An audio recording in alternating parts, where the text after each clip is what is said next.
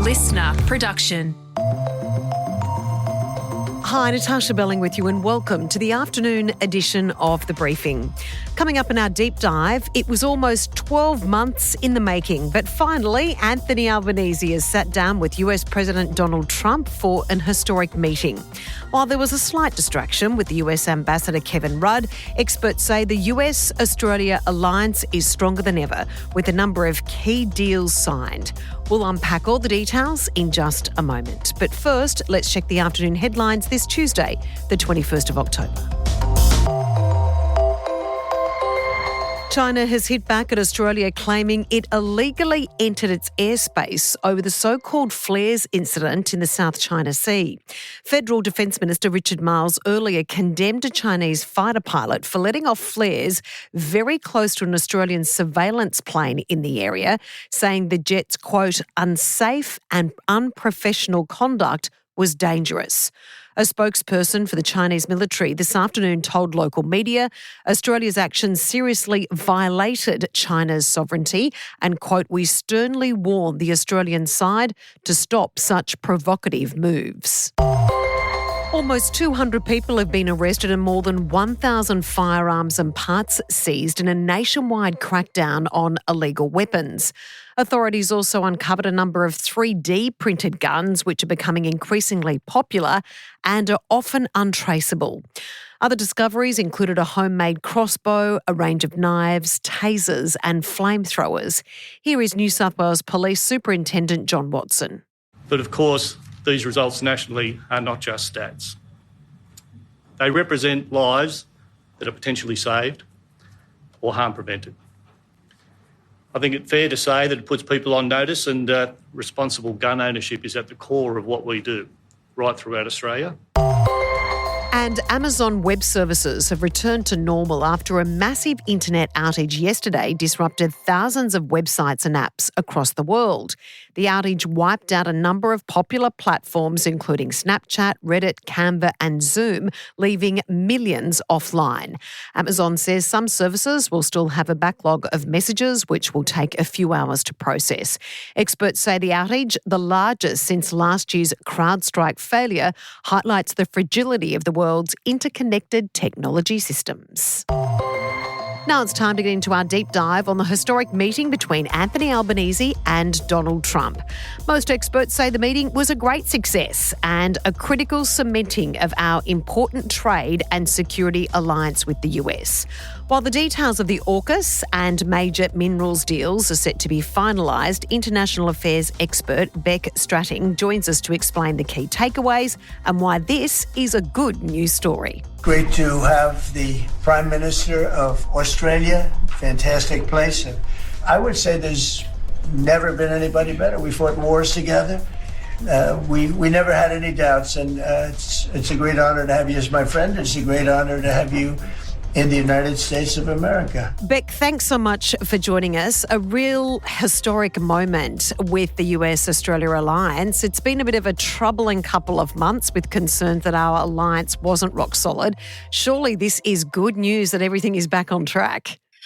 Yes, I think that there was very positive tone, very positive policy announcements that came out of the meeting between Prime Minister Albanese and President Trump. Probably better than I anticipated, and I suspect that many others had anticipated, given that there have been a number of examples now where President Trump has welcomed leaders into the White House and things have gone quite unpredictably. But I would expect that the Australian side would be very satisfied with how this meeting was conducted.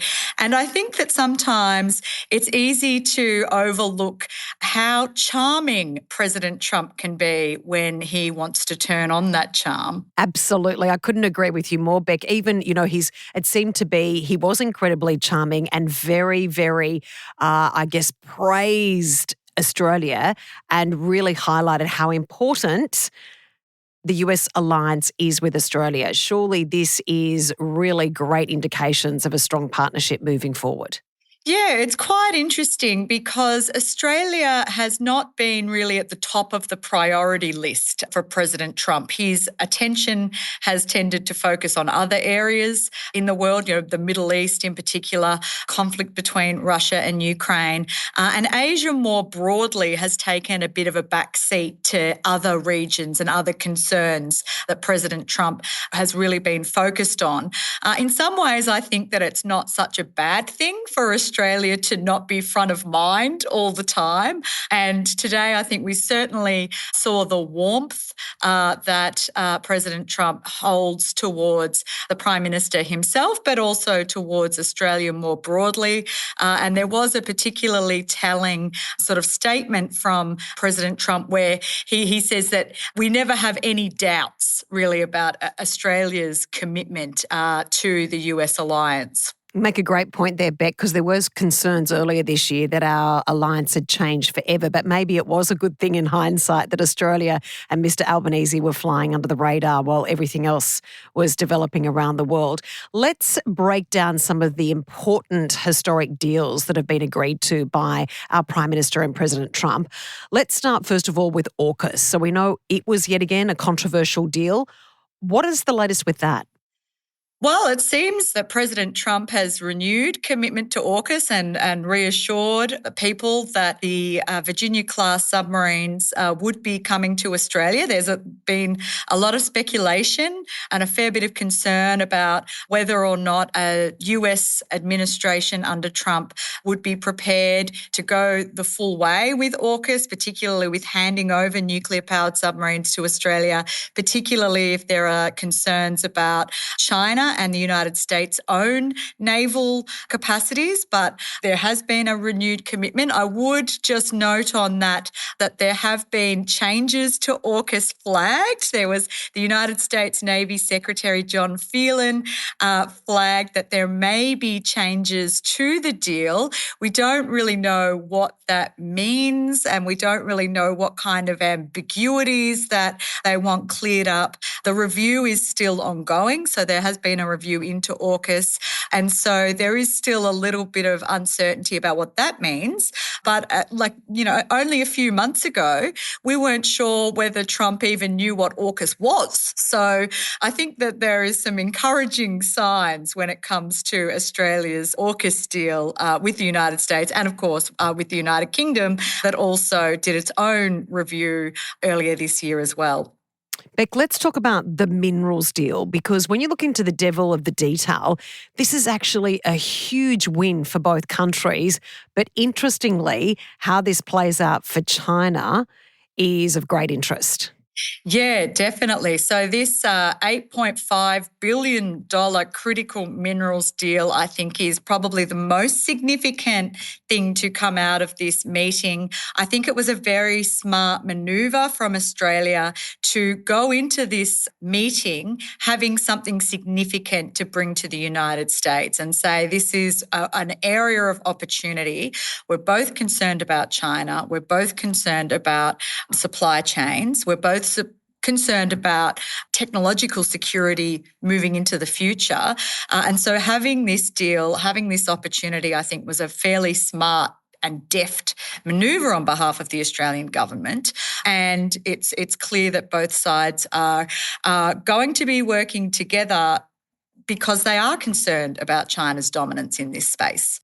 So exactly who's the big winner here with this minerals deal? Can you unpack exactly what it means for us here in Australia? Does this mean, we know that we're incredibly resource rich, but does this mean more jobs for us here and greater security? Well, it's a really interesting question. I'm not sure exactly what it does mean for the critical minerals industry, and it would probably be good to get some more information and clarity about Australia's intentions in relation to what this deal now means for industry in Australia and for alleviating concerns around things like the environment, because even within the Labor Party, there are concerns about what this kind of mining does mean in terms of the environment and environmental protection. So I think that we're probably going to need a lot more information now about what this deal actually means for Australia. So on the surface, it looks good, but we just need to find out more of the devil in the detail. I think so, and I think that's part of what the job here is of journalists and analysts like myself is to now go out and say, well, this looks really positive. This deal looks like it's going to benefit both Australia and the United States. Certainly in a global sense, I think, in thinking about how Australia and the United States are viewing the role of China in terms of supply chains, in terms of technological security. But when it comes to actually what it means for industry in Australia, I am looking forward to seeing more detail on that. Now, Bec, we know now after the fallout, of course, it grabbed all the headlines today. Our ambassador, Kevin Rudd, was a bit of a star of the show for a while there. But a lot of journalists have now said that after the meeting and after the US president called out Kevin Rudd for his controversial comments. I don't like you either. I don't, and I probably never will. Basically, they all made up afterwards, Mr. Albanese, Mr. Rudd and President Trump. Apparently, everything was settled. So do you think this just is, to be honest, just a bit of a sideshow that really shouldn't get that much attention?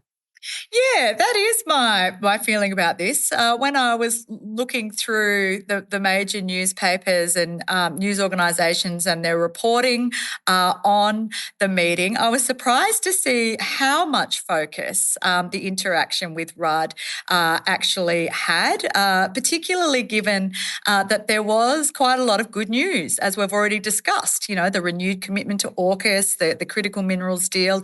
I think it is a bit of a sideshow. It seemed like a fairly flippant remark to me from what I could gather.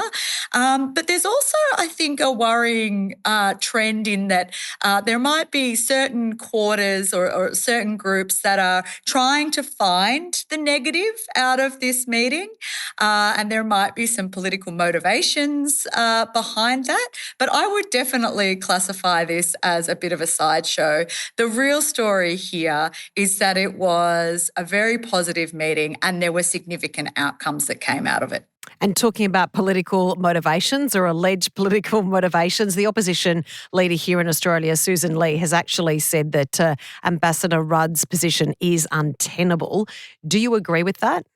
No, I wouldn't necessarily agree with that. I think that there is a lot of work that the ambassador and his team in Washington do day in, day out to ensure that these meetings actually go well and that these outcomes are achieved. And putting together a critical minerals deal, for example, is not something that just happens over a couple of days, but is something that requires a lot of careful and concerted diplomacy. So I wouldn't get distracted by a fairly flippant remark. And it appears that, President Trump himself said it, all is forgiven. So I wouldn't be focusing so much on the negatives. In fact, I'm focusing on how surprised I am about how positive it all was, actually. I think it's good news for Australia and it's good news for the alliance. And we absolutely love good news. It seems we're back on track on the surface at the moment. The devil's always in the details we spoke about before. Bec, we really appreciate your analysis. Thanks so much for joining us. Thanks so much for having me. That was Bec Strating, International Affairs expert with La Trobe University. And that's it for this episode of the afternoon edition of The Briefing. We'd love you to subscribe or follow us on Instagram at The Briefing Podcast. I'm Natarsha Belling. Thanks for your company.